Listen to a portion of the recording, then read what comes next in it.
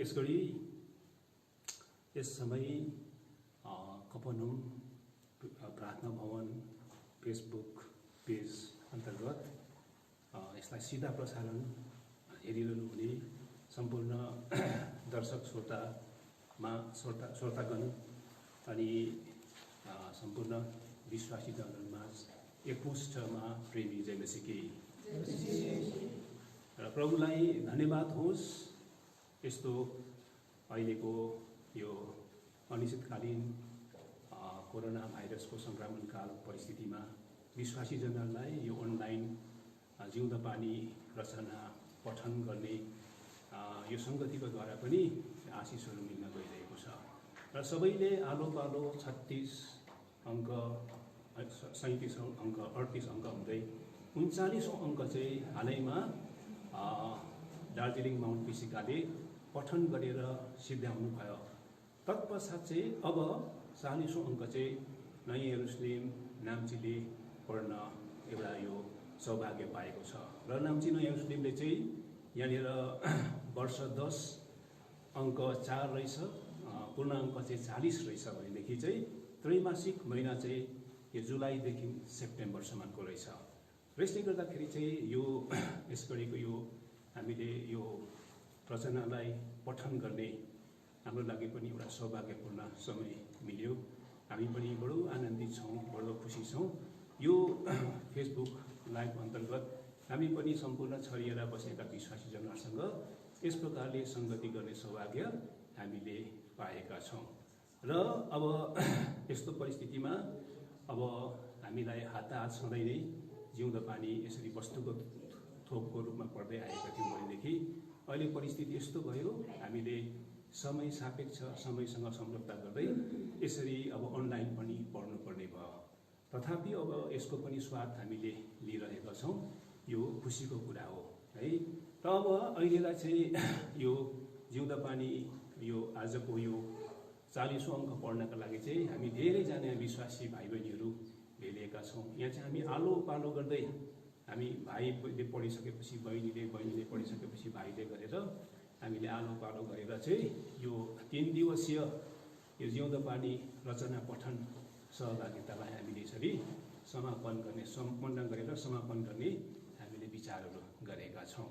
र अब अहिलेलाई एउटा सानो एउटा निवेदन के पनि गर्नुपर्छ भनेर भन्दाखेरि चाहिँ जिउँदो पानी यो 79 अङ्कदेखि चाहिँ अहिले अनलाइन सुरु भएको छ र यसले गर्दाखेरि चाहिँ अब यसलाई चाहिँ अनलाइनमा नै सब्सक्रिप्सन गर्नुपर्ने कुराहरू पनि भइरहेको छ र अब 80औं अङ्क चाहिँ अब पढ्दाखेरि चाहिँ जिउँदो पानीलाई हामी जिउँदो राख्नका लागि हाम्रो अन्तरसङ्गति बराबर परस्परमा राख्नका लागि जिउँदो पानीलाई जति हामी माया गर्छौँ हामी पनि जिउँदो भएर रहिरहने रहेछौँ। र यसले गर्दाखेरि चाहिँ तपाईँहरू पठन पाठकवर्गहरूलाई कहीँ असुविधा छ भनेदेखि चाहिँ अब हामीले यो जिउँदो पानीको लागि केही सम्पर्क गर्नु असुविधा हुन्छ कि भन्न तपाईँलाई त्यस्तो लाग्छ भनेदेखि हामीसँग 4 जना प्रिय व्यक्तिहरूको नामहरू हामी यहाँनिर तपाईँहरूलाई उहाँहरूको नामहरू सुनाउँछौँ। जस्तै हाम्रो यहाँनिर केबी मगनाते सर हुनुहुन्छ बेलेकाको, हाम्रो सेत राई सर हुनुहुन्छ बेलेकाको, विनय पञ्चकोटी ब्रदर बेलेकाको हुनुहुन्छ, हाम्रो डोल थापा यो पपन प्रेयर हाउस कुबेरको हुनुहुन्छ। र यहाँले यो जिउँदो पानीलाई यसरी यो पाठकवर्गमा पुर्याउनका लागि अनलाइनको सुविधा मिलाउनका लागि चाहिँ यहाँले काम गरिरहनु भएको छ र यसको लागि चाहिँ उहाँहरूको नम्बरहरू फोन नम्बर चाहिँ सर्वत्र रूपमा फेसबुकमा यता कुनै पनि माध्यमले तपाईँहरूले प्राप्त गर्न सक्नुहुन्छ है। यो कुरा रहेछ। यसले गर्दाखेरि अब अहिले चाहिँ हामीले यो 40औं भङ्गालोलाई हामी पठन गर्न गइरहेका छौँ र योभन्दा अगाडि चाहिँ हामी सानो प्रभुलाई सानो हामी सहायताको लागि हामी प्रार्थना गर्नेछौँ।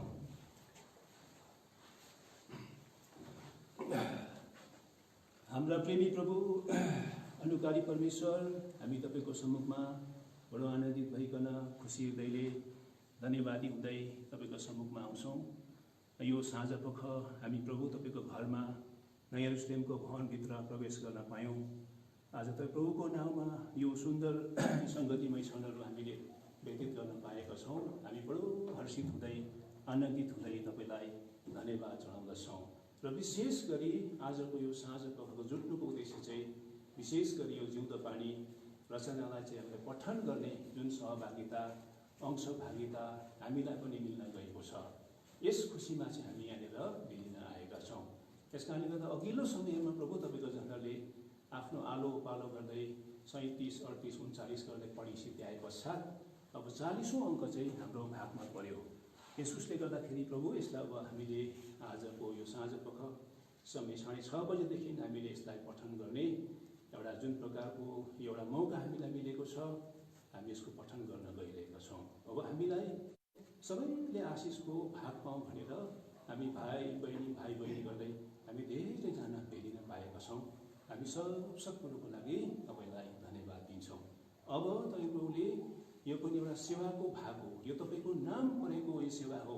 यसुसले गर्दाखेरि यो सेवालाई तपाईँले आफ्नो हातमा लिनुहोस् र यो सेवालाई आशिषको कारण बनाउनुहोस्। अब हामी यहाँनिर एउटा सानो कोठामा मिलिएका छौँ, तर यो सिधा प्रसारण हेर्ने प्रभुका जनहरू जग्गा जग्गा सर्वत्र रूपमा छरिएर बसेका हुनसक्छ। यहाँहरूले यसलाई हेरिरहेका होला, सङ्गति लिइरहेका होला, यहाँहरूलाई पनि तपाईँहरूले आशिष दिनुहोस्। अब यो आजको यो रचनालाई वाचन गर्ने काम नयाँ यरुशलेमले गरिरहेका छन् भनिकन यदाकदा कहीँबाट तपाईँ प्रभुका जनहरूले हामीलाई प्रार्थना गरेर सम्झना गरेर हामीलाई खुब ठेल्ने काम गरिरहनु भएको छ। यी प्रियहरूलाई पनि प्रभु तपाईँले माथिबाटको आशिष दिनुहोस् भनेर पनि हामी तपाईँलाई बिन्ती गर्छौँ। अब यो सेवकाईलाई तपाईँको हातमा सोध्छौँ। अब आज भोलि पर्सिसम्मको यो सेवकाईलाई तपाईँले आशिषको कारण बनाउनुहोस्।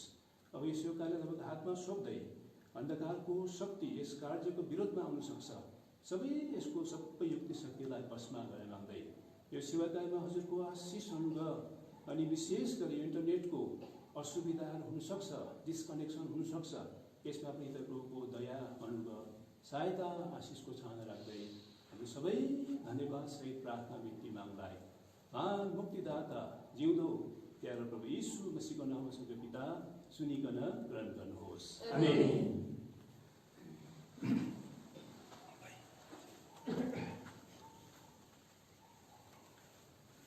ल यस गरी अब हामी यो पठन गर्ने क्रममा सुरु गर्छौँ र सर्वप्रथम चाहिँ अब सम्पादकीय कलमबाट चाहिँ अघि अब हामी पढ्ने वाचन सुरु गर्छौँ, यसको प्रारम्भ गर्छौँ र सर्वप्रथम यसलाई यो पठन कामको लागि हाम्रो भाइ एजराईलाई अगाडि निम्ताउँछौँ। धन्यवाद।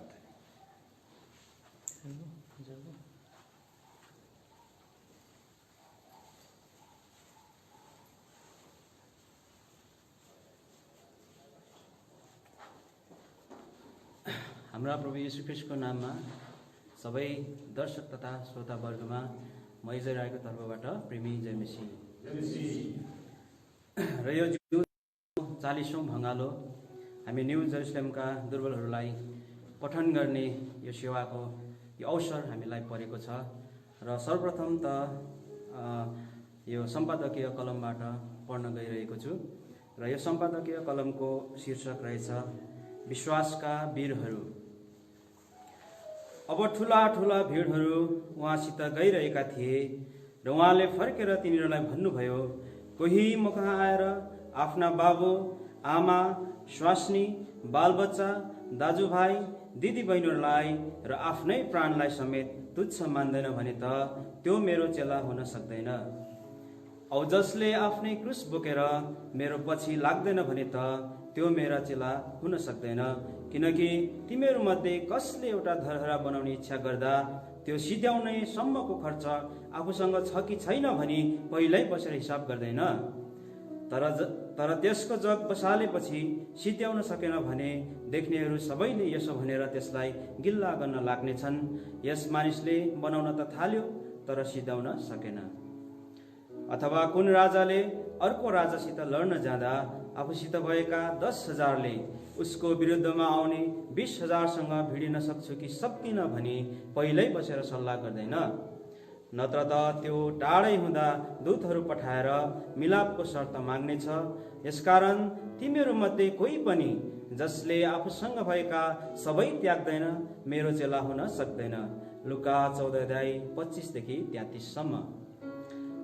सांसारिक जीवनका सुखभोग विलासका प्राप्तिका लागि हाँपिँदै पनि आफूभित्र सधैँ आत्मिक तृप्तिको शून्यताले खाएको एउटा रुखो बचाइ लिएर आफ्नो पछि पछि हुलिएर धुलिएर पछ्याइरहेका मानिसहरूलाई प्रभु येशू ख्रीष्टले यति चुनौतीपूर्ण खतरा कठोर अपाच्य यथार्थ निर्देशन दिए।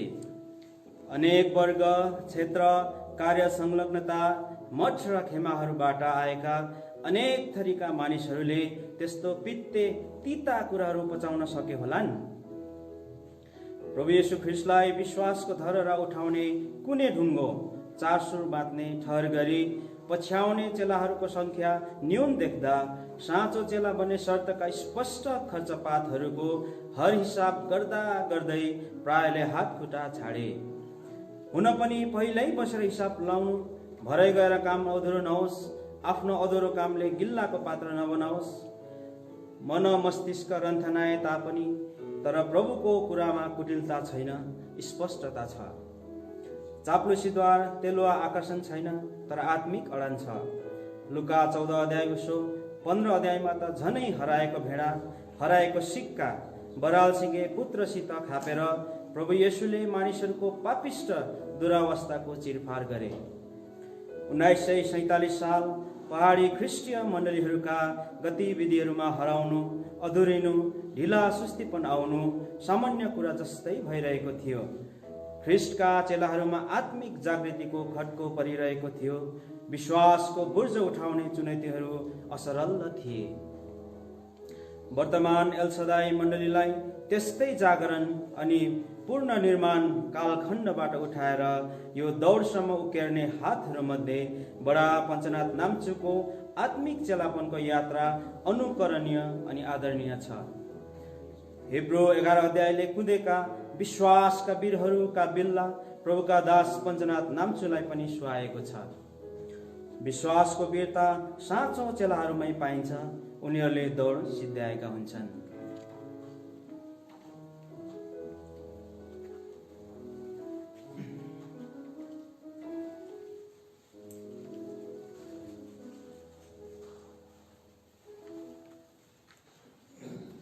प्रभु यीशु ख्रीष्टको नाममा सबैलाई म मुस्कान तामाङबाट प्रेमी जयमसी।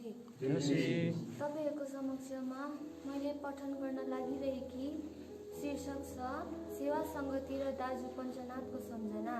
लेखक हुनुहुन्छ एनबी राई नाम्ची। दाजु पञ्चनाथ नाम्चुले सबैभन्दा असल तरिकाले आफ्नो आत्मिक दौडलाई पुरा गरे भन्दा अतियुक्त हुने छैन। आफ्नो लामो आत्मिक यात्रामा उनी कतै अल्मलिएनन्, न कि नै ढल्के, तर लगातार कर्तव्य र दायित्वलाई पुरा गर्दै निशानामा पुगे। हिब्रू 12:1-2 पदलाई अक्षरश पुरा गरे। अङ्ग्रेजीमा एउटा उखान छ, slow and steady wins the race, जो हाम्रो दाजु नाम्चुमा लागू हुन्छन्। उहिले हामीले पाठ्य पुस्तकमा पढेका थियौँ खरायो र कचुवाको दौड विषय। खरायो फुर्ती थिए तर कचुवा ढिलो थियो। खरायोमा धीरज थिएन तर कचुवा एकदम स्थिर थियो। खरायोले बिसाउनी हुँदा पुसुक्क निदायो, कचुवाले आरामसित निशानामा पुगेर जित हासिल गर्यो। दाजु नाम्चुमा पनि कचुवामा जस्तो लगातार धीरज र निशानालाई मात्र ताक्ने गुणहरू थिए। मसीही जीवन एउटा दौडको जीवन हो। त्यो विश्वासी मात्र निशानामा पुग्छ जसले निशानालाई हेरेर धीरजसित दौड्छन्। जोन बेनियानले लेखेका तीर्थयात्राको प्रगति पुस्तक खुबै मजाको छ। क्रिस्चियनले नाच नगरबाट स्वर्गीय यात्रा त सुरु गरे, तर उनले दुःखहरू पाए। बीच बाटोमा भड्काउने, लोभ्याउने, अनेकौं गनगने, शङ्कालु, ईर्ष्यालु नामका मानिसहरूसित उनको भेट भयो, तर उनी वास्ता नगरी स्वर्गतिर बढेकै भए औ अन्त्यमा पुग्न सफल भए। दाजु नाम्चुले पनि आफ्नो दौडलाई सफलतापूर्वक सिद्धाए र नै प्रभुले खुसी भएर उनलाई हनोकलाई चाहिँ उठाउनु भयो। दाजु नाम्चु साँच्चै एक उदाहरणीय प्रेरणा र उत्साहको मुहान हुनुहुन्थ्यो र सबै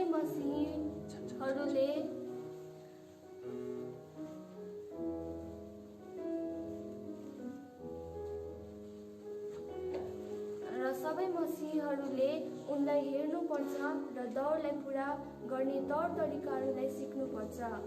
नित्य सातौं गुण र विशेषता जो दाजुमा थिए हामी हेर्दै जान्छौँ।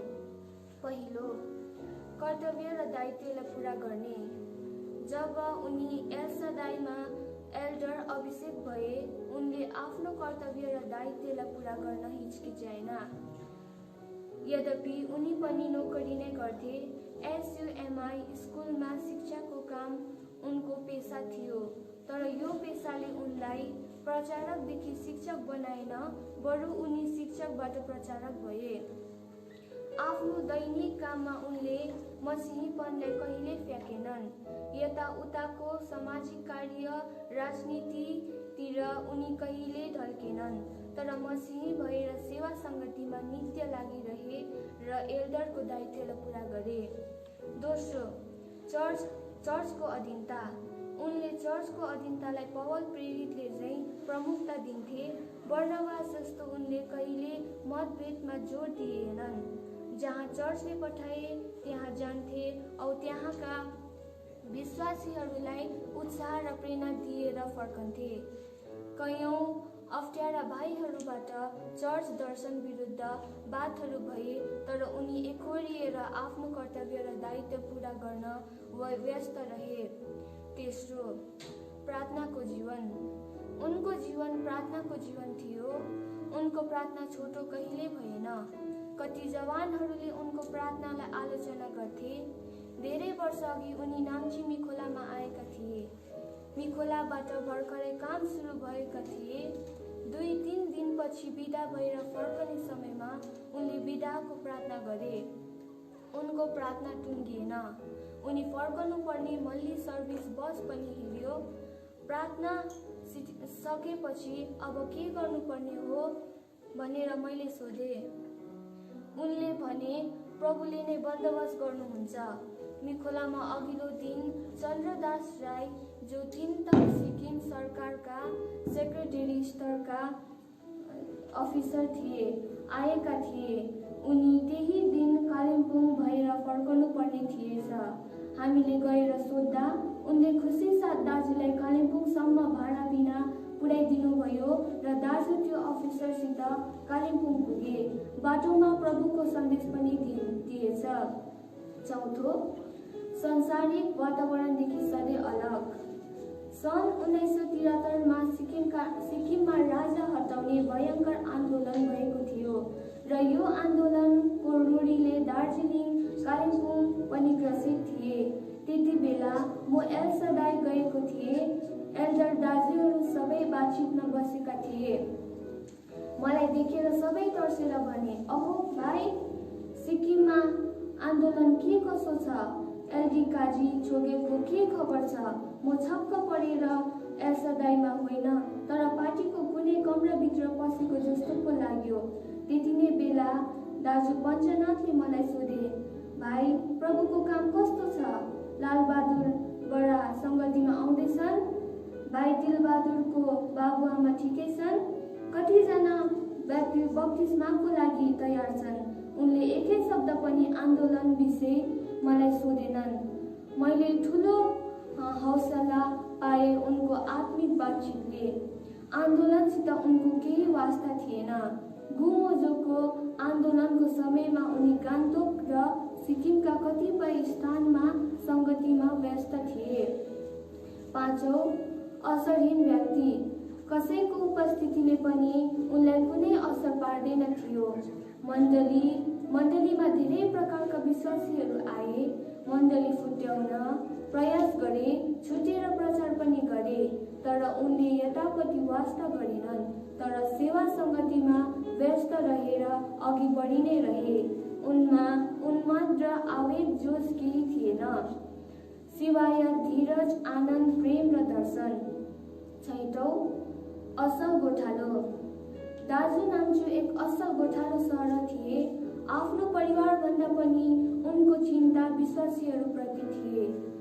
उनका परिवारले भन्थे, हाम्रा बाबु त घरमा पनि पाहुना मात्र हो, एक दिन बस्छ फेरि बाहिर जाइहाल्छन्।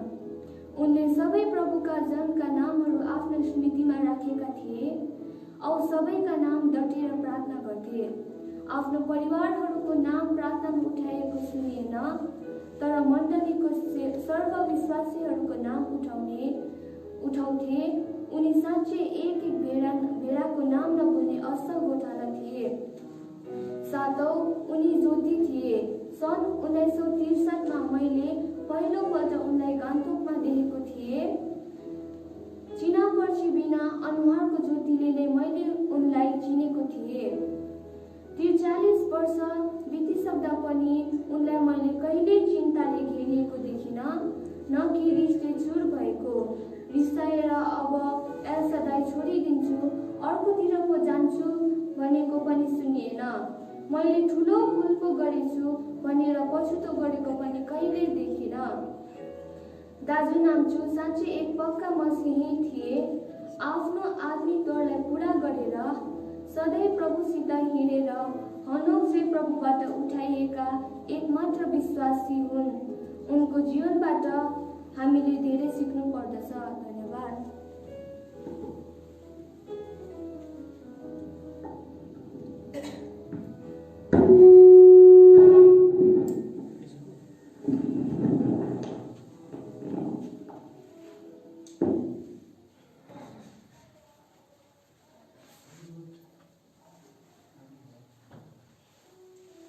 यो अनलाइन सङ्गतिमा हुनुहुने सम्पूर्ण पाठक पाठिका, लेखक लेखिकालाई म पुरन शर्माको तर्फबाट प्रेमी जयमसी।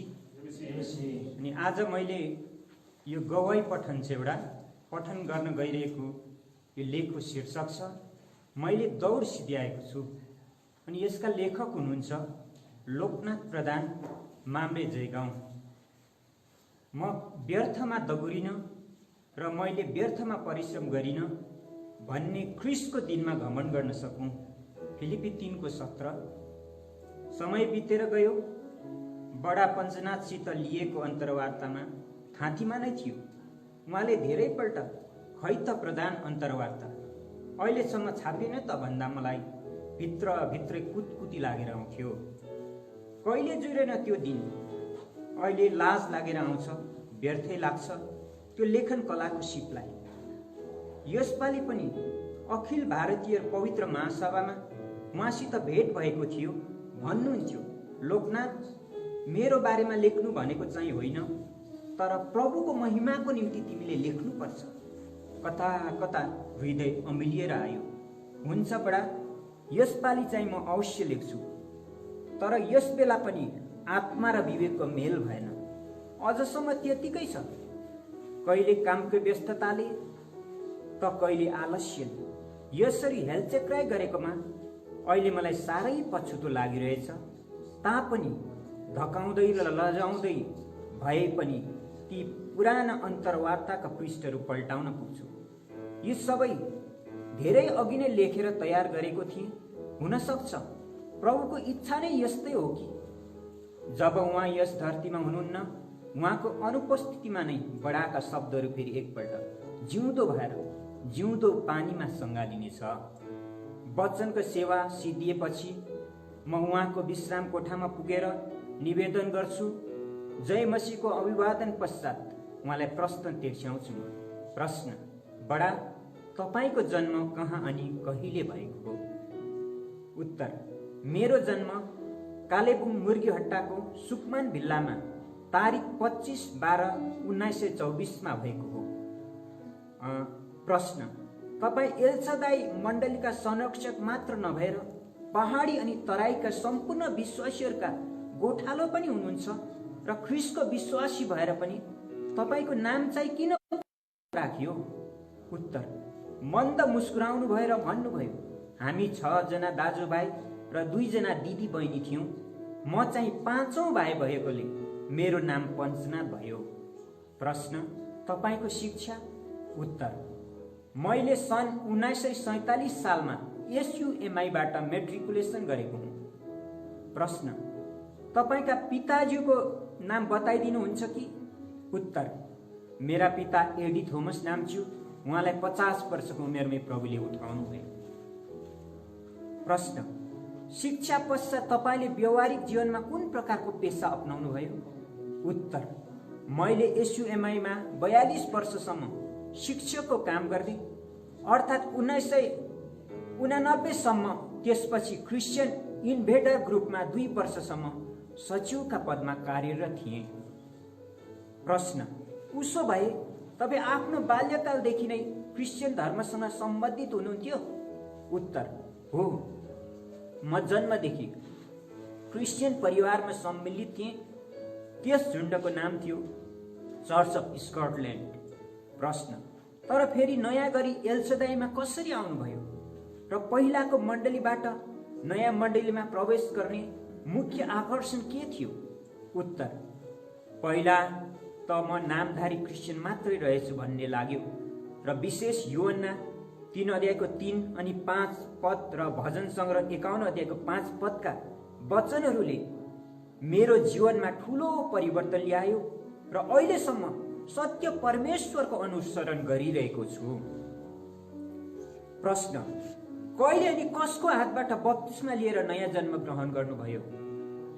उत्तर, मैले भाइजी जोर्डन खानबाट र भाइजी लाजरस सेनको उपस्थितिबाट तारिख 2/11/1947 राति 10:35 जाँदा बप्तिस्मा लिए।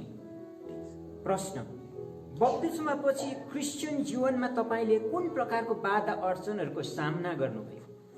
उत्तर, परमप्रभुको संरक्षणमा मैले त्यस्तो कुनै प्रकारको कष्ट र सङ्घर्ष त गर्नु परेन। सानातिना विघ्न बाधाहरू त आइ नै रहन्छ, त्यो त स्वाभाविकै हो। मेरी श्रीमती धेरै वर्षसम्म प्रभु येशूको साँचो परिचयमा आएकी थिइनन्।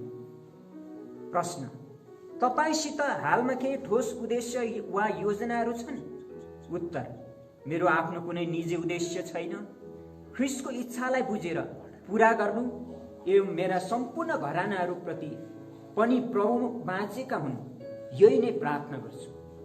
तिमीले पनि भुटानभित्र मेरा सन्तानहरू छन् कि मलाई खबर दिनु।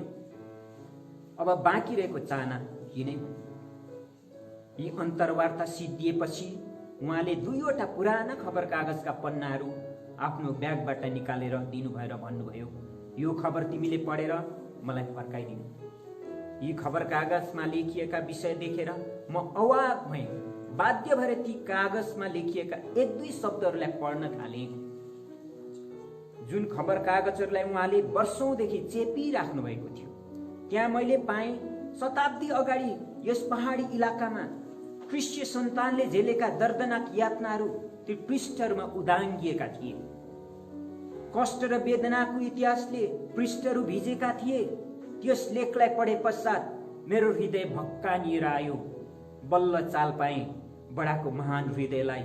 उहाँले ती असहनीय कष्टकर यात्राबाट कनान पुग्ने विश्वासीहरूप्रति कति आदर, सहानुभूति, व्यथा सँगालेर राख्नु भएको थिएछ। त्यो असाधारण मनको मालिक आज यस धरतीमा नरहे तापनि ती विश्वासीहरूको निम्ति वेदनाहरू सँगालेर राख्नु भएको थियो। उहाँले आफूले आफैलाई ती दलित र सबैबाट अपमानित भएर पनि अरूलाई प्रेमले सेवकाई गर्ने र दुखीहरूलाई ज्यानै दिएर सेवा गर्ने विषय ती विश्वासीहरूको स्थानमा राखेर जोखे होलान्। पुराना खबर कागजका ती पन्नाहरू हिमालयन अब्जर्भरका यी 2 पृष्ठमा ती श्री नयन सुब्बाद्वारा ती ख्रीष्ट प्रेमी 2 जना शहीदहरूलाई श्रद्धाञ्जली सहित उनीहरूकै अमर कथाहरू वर्णन गर्नुभएको थियो। जुन शिक्षकहरू जसले आफू अपमानित, दलित र अवलित हुँदाहुँदै पनि गरिब, दुखी, बिरामी एवं असहायहरूलाई निरन्तर सहायता पुर्याए, आफ्नोमा केही नभए तापनि धेरै धेरै भएको जस्तो गरे अरूलाई दान गरे, जो स्वयं रोग शोकले दबिएर पनि अरूको मल खोलेर सेवा गरे, यी दिवंगत शिक्षक दयालाई हृदयभरिको श्रद्धाञ्जली चढाउँदै मर्मात वाक्यहरूले भरिएका पाए ती कथाहरू। अफसोसी चाहिँ सधैँ आनन्दित, गरिब चाहिँ तरै पनि धेरैलाई धनी तुल्याउने, केही नहुने चाहिँ तर यावत थुक भएका 2 कोरिन्थी 6 अध्यायको 10 पद पहाडी माटोमा पहिलो सहित ख्रिस्टको कालेबुङको चिसो धरती कठ्याङ्ग्रिएको रात कान चुडेर लाने चिसो सिरेटो सकम्मन्न रात केवल 2 जना जङ्गवीर र सुकमान धरती कोट्याएर माटो फ्याँक्दैछन् छ्याप छ्यापको आवाज त्यहाँ अरू कोही छैनन् क्रिस्चियनको लासलाई कसैले छुनै नहुने जात जान्छ क्रिस्चियनको लास छोयो भने केवल 3 जना मात्र चुनिएका छन् त्यतिखेर पहाडी भेगका मानिसहरूले ख्रिस्टको अपुरो प्रेमलाई चाखेका थिएनन् त्यहाँ त्यसबेला रातको गहन अन्धकारमा लालटिन बालेर दफन सेवा चलिरहेको थियो सहयोगीहरू केवल 2 जना मात्र छन् कृषक रघुवीरको नाङ्गो लास लडिरहेको छ धरतीको काखमा आफन्तहरू कोही छैनन् मानव बाइबलको वचन त्यहाँ साकार भइरहेको छ म तिमीहरूलाई मेल गराउन होइन तर छुटाउन आएँ तर धन्य हुन् तिनीहरू धन्य हो तिमीहरू जब मानिसहरूले तिमीहरूलाई मेरो खातिर निन्दा गर्नेछन् खेदो गर्नेछन् र हरेक किसिमका खराबी कुराहरू तिमीहरूका विरुद्धमा बोल्नेछन् मत्ती 5 अध्यायको 11 पद आफ्नो शरीरको जिउँदो बलिदान चढाएर प्रभुमा निदाए त्यो जुन 1876 को दिन थियो जुन महत्त्वपूर्ण दिन भयो सम्पूर्ण पहाडी ख्रिस्ट परिवारको निम्ति पहिलो व्यक्ति परमेश्वर घरानाबाट पहाडी क्षेत्रको माटोसँग मिल्न गइरहेको थियो त्यस दिन केवल जङ्गवीर र सुकमान भएर रघुवीरलाई लालटिनको उज्यालोमा नै दफन गरे आज तिनीहरूको अपूर्व बलिदानको फलस्वरूप पहाडी इलाकामा प्रभुको कामहरूमा कतै पनि कति नै व्यवधान उत्पन्न भए तापनि निरन्तर बढ्दै गइरहेका छन् रघुवीरलाई दफनाइएको स्थानमा नै आज रेभरेन्ड मैकफेडन सुकमान अनि जङ्गवीरले पनि शान्तिमा विश्राम लिइरहेका छन् म काम गर्नेछु मलाई कसले रोक्न सक्छ यशाया 43 अध्यायको 13 पद यो सन् 1876 को कुरो हो त्यसबेला पहाडी इलाकामा केवल 3 जना मात्र ख्रिस्टका प्रचारकहरू थिए सुकमान सुब्बा जो दार्जिलिङमा मिसनरी शिक्षक एवं रघुवीर खेतीपातीका काम गर्ने गर्थे साथै जङ्गवीर कालेबुङ क्याथोलिक मिसनरीमा शिक्षकको काम गर्थे सम्पूर्ण पार्वतीय इलाकामा त्यसभन्दा पहिले उनीहरू सिवाय कोही क्रिस्चियन थिएनन् त्यसबेला ख्रिस्टलाई अपनाउनु सजिलो थिएन क्रिस्चियन हुनेले दलित बन्नु पर्थ्यो समाजबाट बहिष्कृत एवं परिवारबाट अलगिनु पर्थ्यो सुकमान सुब्बा जो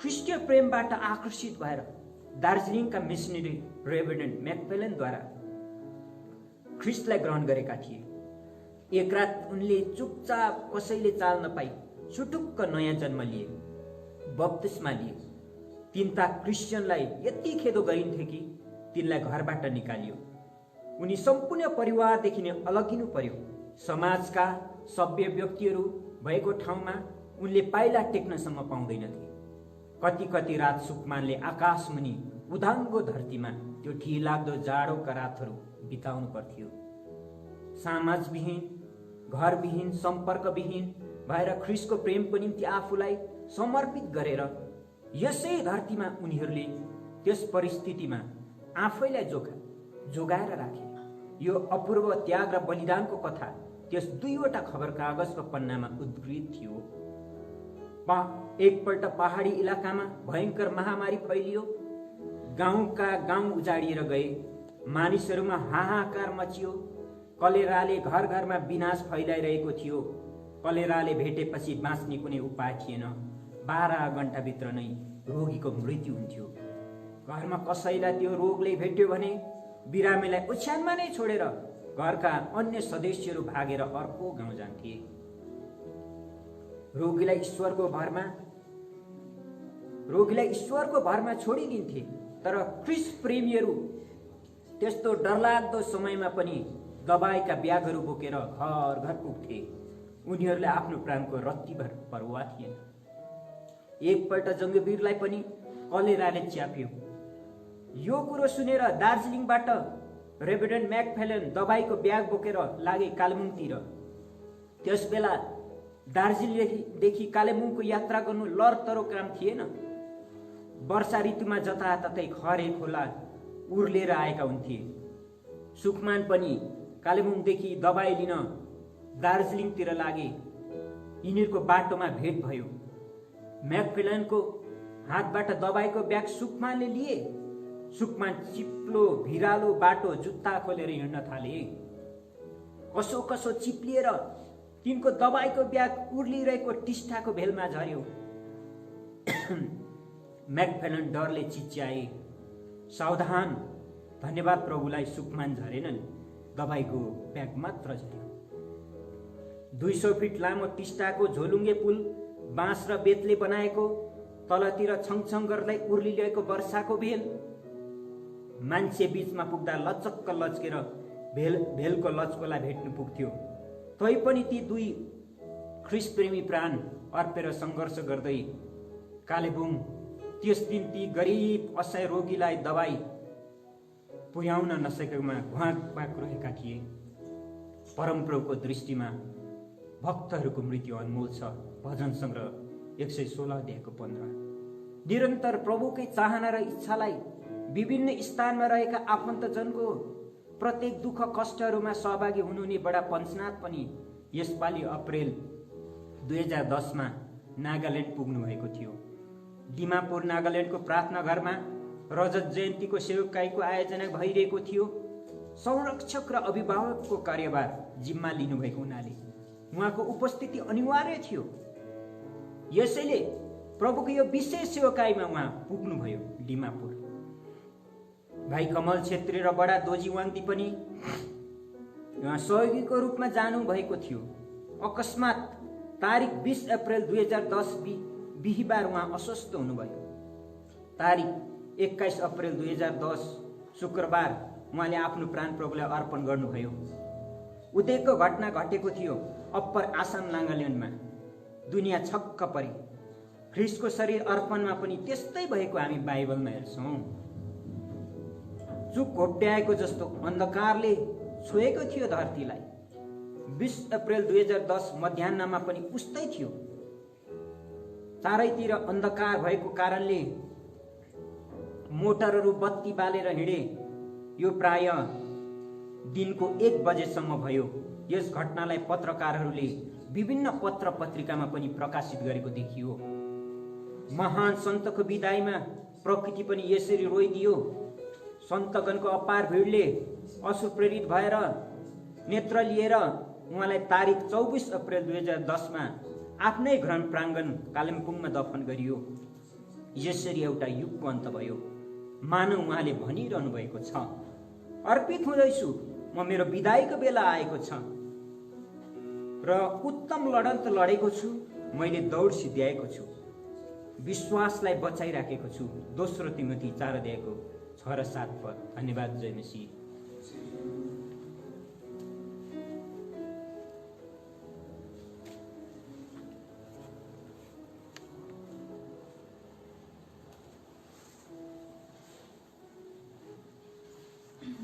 सबैजनालाई म सुकित लेप्चाको तर्फबाट प्रेमी जय मसीह।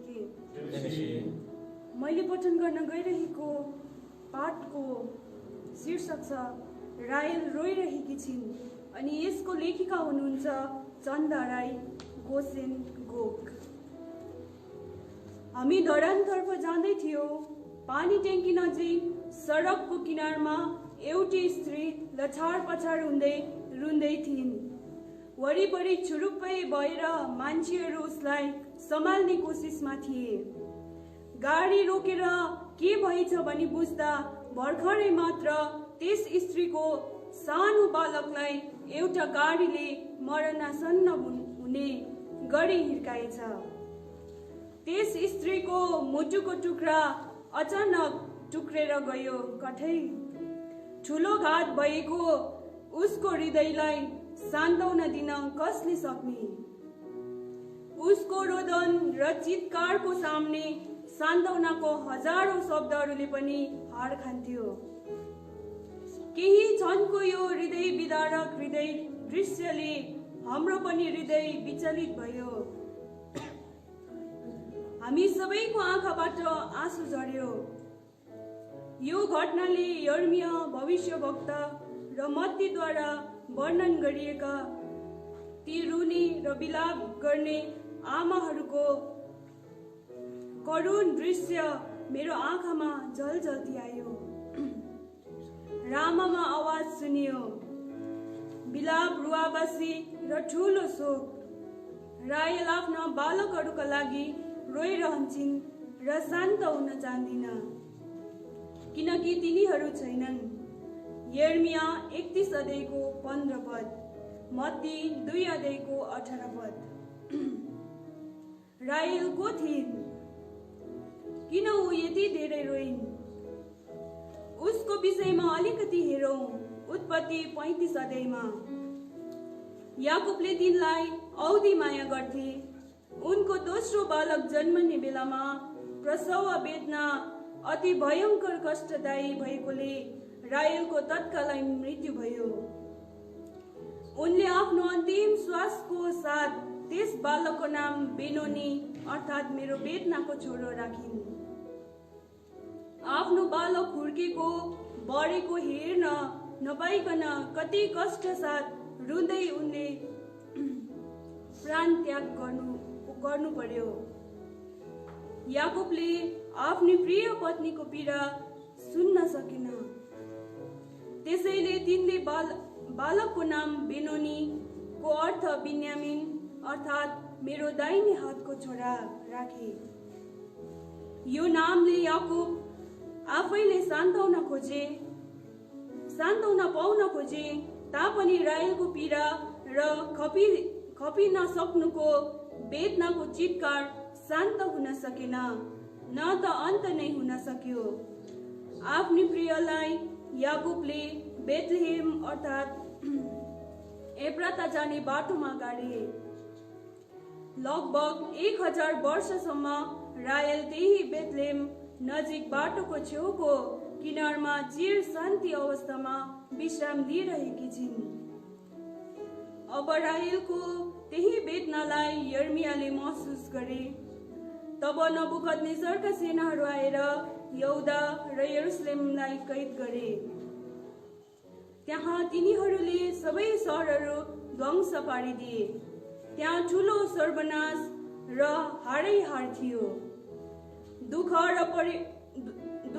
र परिवारहरू बिछोडिएर छताछुल्ल हुन पुगेका थिए। यसरी बेबिलोनी सेनाहरूद्वारा बददुआई भएर राहेलकी सन्तानी इजरायलीहरू त्यही बेथलेहेम स्थित राहेलको चियान नजिकको बाटो भएर जानु पर्यो।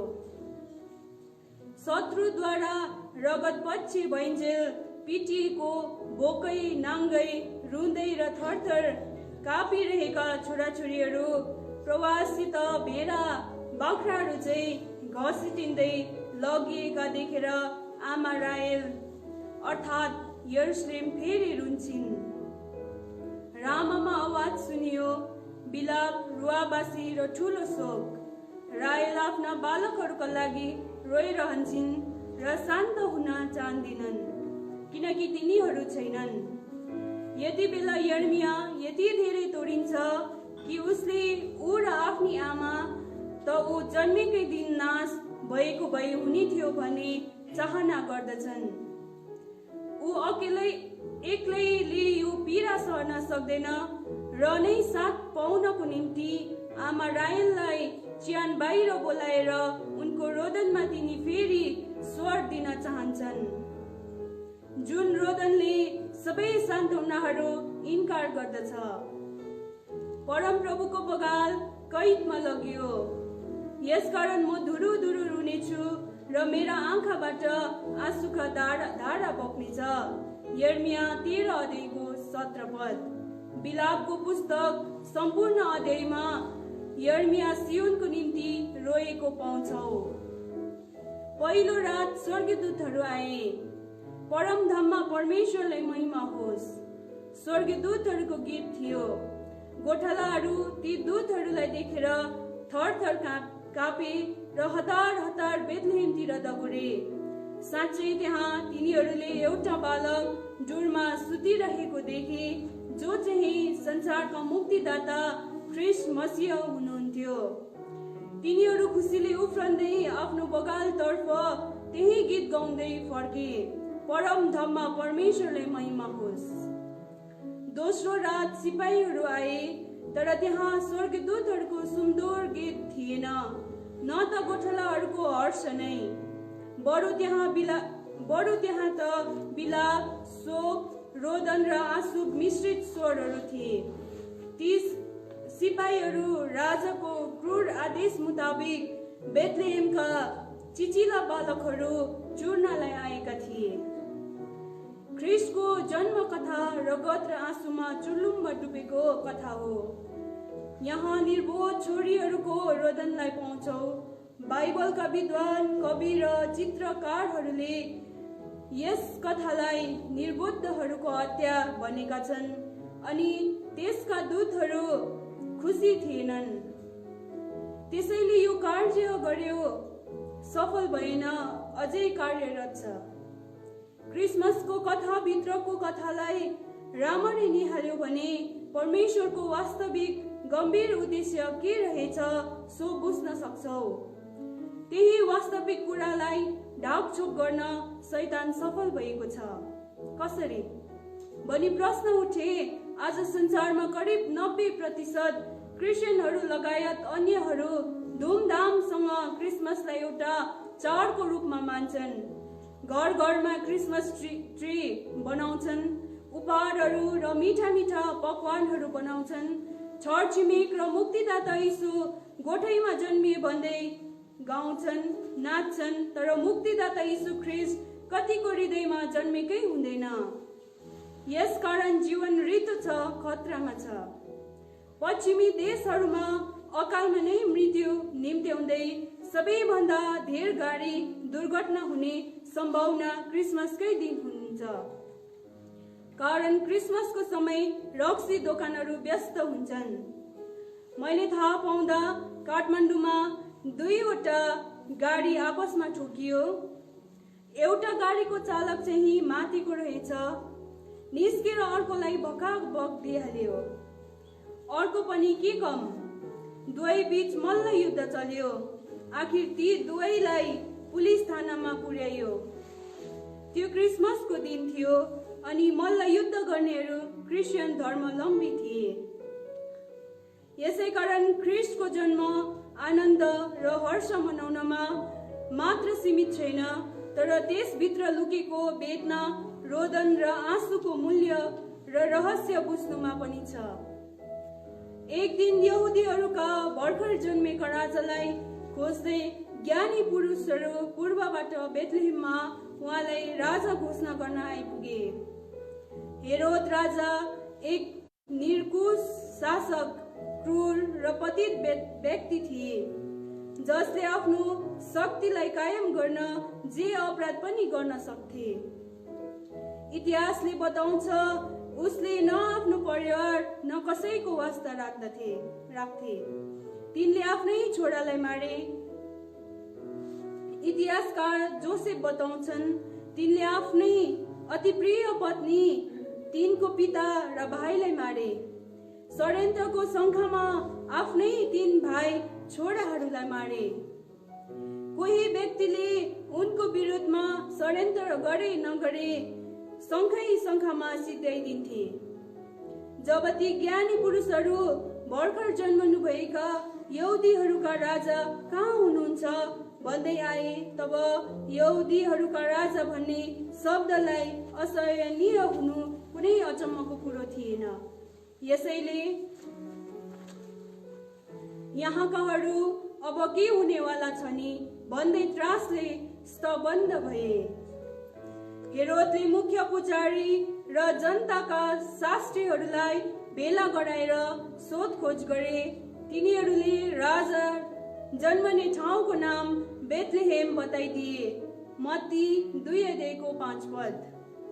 मिकाले गरेका भविष्यवाणी पनि पढेर राजालाई सुनाइदिए।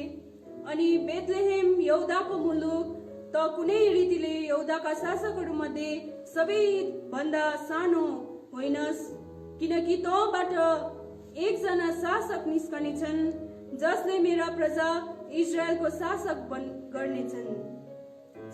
गर्नेछन्। मिका 5:2। हेरोद राजालाई असह्य भयो। ती ज्ञानी पुरुषहरूद्वारा आशा गरेको सठिक सूचना पाउन नसक्दा रक्त पिपासु राजा पागल भए।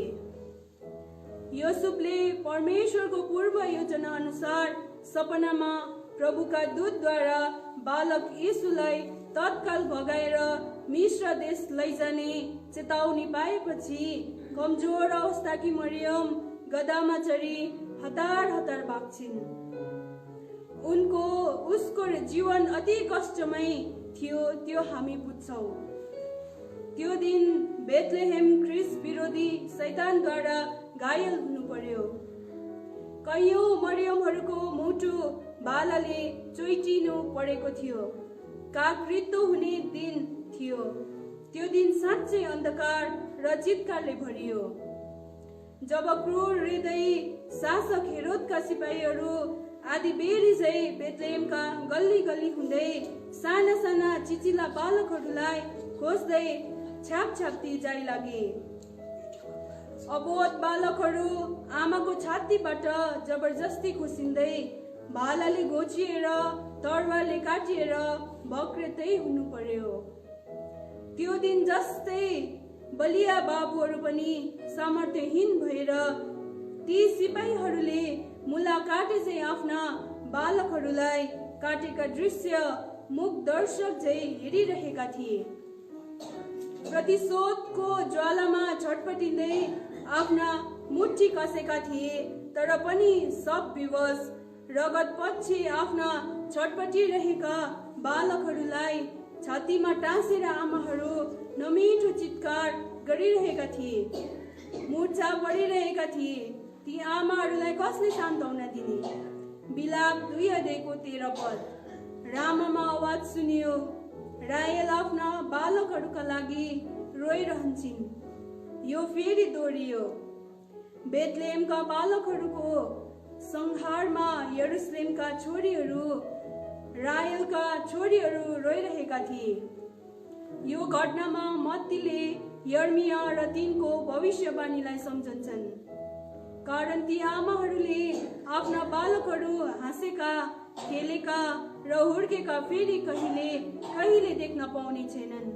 र नै राहेल रोइरहन्छन्, जुन रोदनले जस्तै सान्त्वनाहरूलाई पनि ग्रहण गर्न सक्दैन।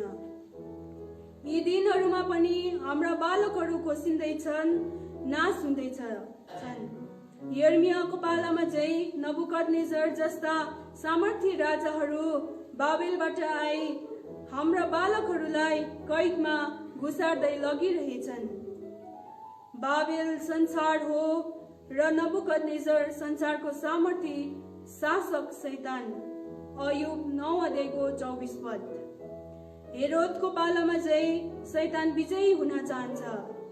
त्यसका सिपाहीहरूले भाला र तरवारहरूको प्रहार गर्दै हाम्रा बालकहरूको निर्मम हत्या गरिरहेका छन्। कैदमा लगिँदैछन् हाम्रा बालकहरू, मारिँदैछन् हाम्रा छोराछोरीहरू।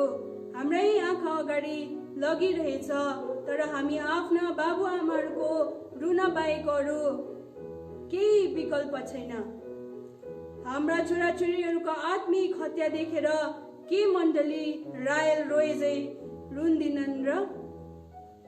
तर शैतान धेरै दूर त छ।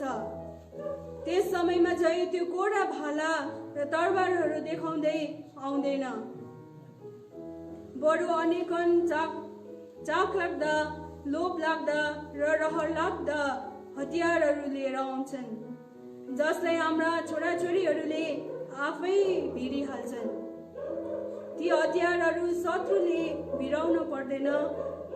लागु पर्दा सांसारिक मोजमजा, शारीरिक अभिलाषाहरूको कैदमा के हाम्रा छोराछोरीहरू परेका छैनन् र? के शैतानले थरी थरीका रङ्गी बिरङ्गी सपनाहरू देखाई हाम्रा छोराछोरीहरूलाई प्रभुको घरदेखि बाबेलतिर लगिरहेको छैन र? अहिले त झन् सजिलो छ। शैतानका यस्ता लोभलाग्दा हतियारहरू घर घरमै उपलब्ध छन्। कतिपय त झन् आमा बाबुहरूले नै सजाएर राखिदिएका छन् र आफ्ना बालकहरूलाई मृत्युको आत्माको मृत्यु मुखदेखि धकेलिरहेका छन्। कति चाहिँ अटेरीपनको कारण मण्डलीको आदर्शलाई मान्दैनन्। उनीहरू आमा बाबुको चेतावनीलाई पनि सुन्दैनन् र अन्तमा मृत्युको मुखमा पुगिरहेका छन्। यस्ताहरूको निम्ति रुनु परिरहेछ। यी छोराछोरीहरू टाढा भाग्न चाहन्छन्, तर जति टाढिन्छन् त्यति नै शैतानले कैद गरेर लैजानेछन्। यसर्थ हे जवान छोरा हो, छोरी हो, तिमीहरूलाई रुँदै बोलाउने, अर्थी दिने त्यो मायालु रोदनीय स्वर एक दिन बन्द हुनेछ।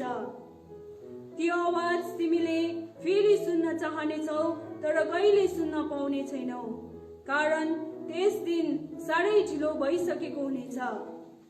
यसर्थ मोह दिने संसारको आवाजलाई त्यागेर समय छँदै फर्क र पश्चाताप गर। तिमीले आमा बाबुलाई हँसाउन नसके तापनि रुवाउन चाहिँ हुन्न।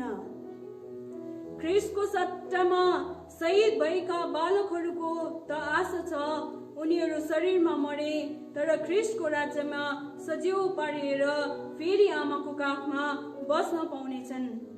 कि स्त्रीहरूले आफ्नो मरेकाहरूलाई जिउँदो पारिएको अवस्थामा प्राप्त गरे। हिब्रू 11:35।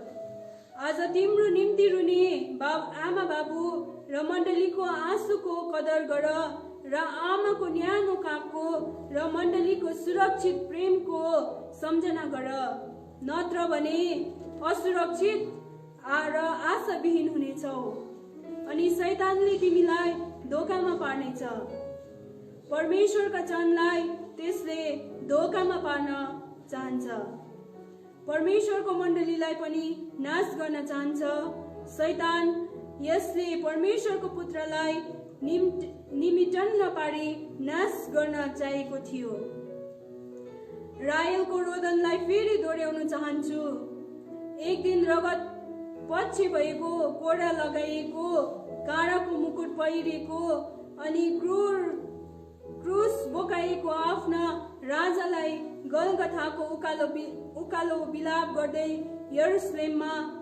यरुशलेमका छोरीहरू, रायलका छोरीहरू पछ्याइरहेका थिए। यहाँ फेरि रामामा भएको रायलको बिलाप दोहोरियो। ज्ञानी पुरुषहरू बेथलेहममा उनलाई राजा घोषणा गर्नलाई भेट लिएर आएका थिए, तर उनको वास्तविक घोषणा चाहिँ गलगथाको डाँडामा र एफ्राता बेथलेहेम नजिक भयो। त्यस दिन मरियमले आफ्नो कोखको निर्मम हत्या सहनु परेको थियो। मन्दिरमा सिमियोनले गरेका भविष्यवाणी मरियमको जीवनमा पूरा भयो। तपाईको आफ्नै प्राणलाई पनि तरवारले वारपार छेड्नेछ। लुका 2:35। उनको प्राण साँच्चै तरवारले वारपार छेडियो जब आफ्नो मुटुको टुक्रा त्यस क्रुसमा चढ्नु पर्यो। त्यस समय रायल, यर्मिया र मरियम चाहिँ स्वयं परमेश्वर पनि आफ्नो पुत्रले सहन गर्न परेको पीडामा रुनु भयो। तर त्यो दिन शैतानको पराजयको दिन थियो। त्यो दिन त साँच्चै नै परमधाममा परमेश्वरको महिमा होस् भन्ने गीत स्वर्गमा गुन्जियो। त्यो दिन सम्पूर्ण लडाई जितिएको दिन। शैतान हार्यो। त्यसले मिश्रमा जित्न, रामामा जित्न त्यसले प्रयास गर्दै जान्छ, हार्दै जान्छ। अझै उज्यालो र अँध्यारोको लडाई जारी छ। हाय, त्यो सर्पले धेरैको कुर्कुच्चा डस्यो, तर एक दिन त्यसको टाउको कुच्याउनै पर्छ। ख्रिस्टको मण्डली विरुद्ध त्यसले कोसिस गर्दै जान्छ, तर विजयी हुन सक्दैन। ख्रिस्टको मण्डलीले एक दिन त्यसको शिर अवश्य कुच्याउने नै छ। त्यो एक दिन सम्पूर्ण रूपले नष्ट हुनेछ। प्रकाश 20:10। मलाई त्यो स्त्री जसका बालक गाडीको दुर्घटनामा मर्यो, ऊ र उसको रोदन याद आइरहन्छ। उसको रोदनको अन्त नै छैन। याकुबको समयमा यर्मियाको समयमा, हेरोद र प्रभु यीशुको समयमा रायल रोइरहिन्। आँसु र रोदनको अन्तिम शब्द हुँदैन। त्यसले त लाखौं सान्त्वनाहरू दिए तापनि रायल शान्त हुन चाहँदैनन्। उनी रोइरहन्छन्। रायल रोइन्, यर्मिया रोए, रायलका छोरीहरू रोइन्, मरियम रोइन्। हामी के गर्न नसकौँला, तर हाम्रा बालकहरूका निम्ति प्रभुको चरणमा गएर रुन त सक्छौँ। हाम्रा रोदनका स्वरहरू रायलसँग मिलाउन सक्छौँ। लुका 23 अध्यायको 27 अनि 28 पद। किनकि परमप्रभु परमेश्वरले हाम्रो आँसु पोछिदिँदै सान्त्वना दिनुहुन्छ। नरो, आँसु नखसाल, किनभने तेरो परिश्रमको प्रतिफल दिनेछ। तिनीहरू आफ्नो शत्रुको देशबाट फर्केर आउनेछन्। यर्मिया 31 अध्यायको 16 पद। धन्यवाद।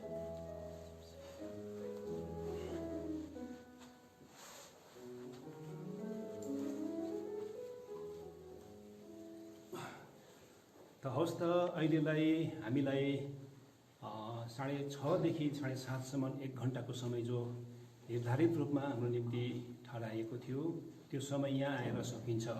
40औं भङ्गालोको रचना पठन गर्ने पहिलो दिन आज यहाँनिर समापन हुन्छ भनेदेखि हामी एकपल्ट धन्यवादी छौँ जो जति हामीसँग जोडिएर सहभागी बनिदिनु भयो। हामीले यहाँ रचना पठन गरिरहँदाखेरि तपाईँहरू पनि हामीसँग अदृश्य रूपमा सहभागी भइदिनु भयो। त्यस कुराको आभास हामीले यहाँनिर दिन पायौँ। हामी धन्यवादी छौँ। साथसाथै भोलि पनि यसै समय 6:30 देखि 7:30 बजीको समय यसरी नै तोकिएको समयमा हामी यसरी यहाँ भेला हुन्छौँ। त्यस बेला पनि यहाँहरूको तपाईँहरूको सम्पूर्ण दर्शक अर्थात् श्रोता वर्ग अर्थात् ख्रिस्टियनहरूको सङ्गतिको प्रतीक्षा हामीलाई यहाँनिर रहन्छ। र अहिलेलाई हामी सहृदय धन्यवादी बन्दै यहाँबाट बिदा लिन्छौँ। धन्यवाद। जय मसीह।